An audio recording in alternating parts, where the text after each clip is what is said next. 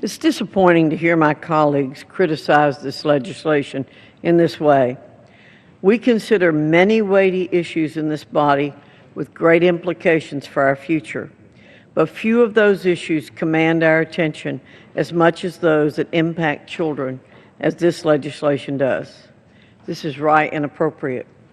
I fear for both our future and our present if we continue to tolerate the death of innocent children in the womb. Every life matters.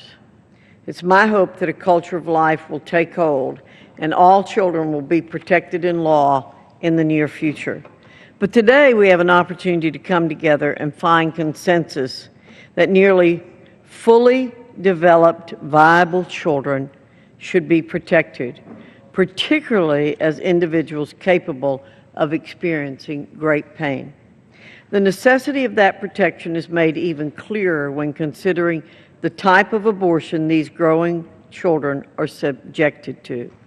Mr. Speaker, it's important that the American people understand exactly what happens when they hear the word abortion.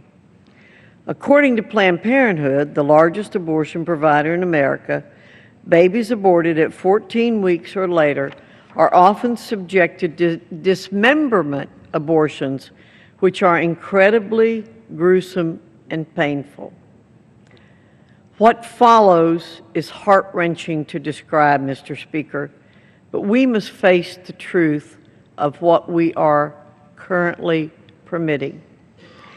As if in a horror movie, the abortionist begins by suctioning out the amniotic fluid, then rips the limbs from the infant's body with a steel tool and finishes by crushing the skull of the infant he's dismembered.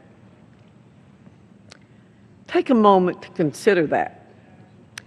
This is the most common abortion performed in the second trimester, not a rare tragedy. As a nation, we rightfully give the safety of our children the highest importance. In spite of that, we continue to allow these horrific procedures that an overwhelming majority of nations in the world have sworn off. As I mentioned before, only 7 nations allow elective abortions after 20 weeks gestation.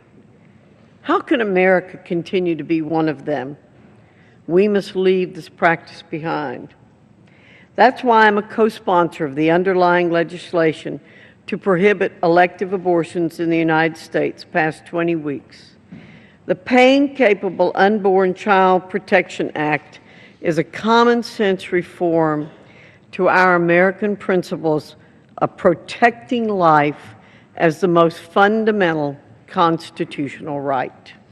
With that, Mr. Speaker, I reserve the balance of my time. Gentlewoman from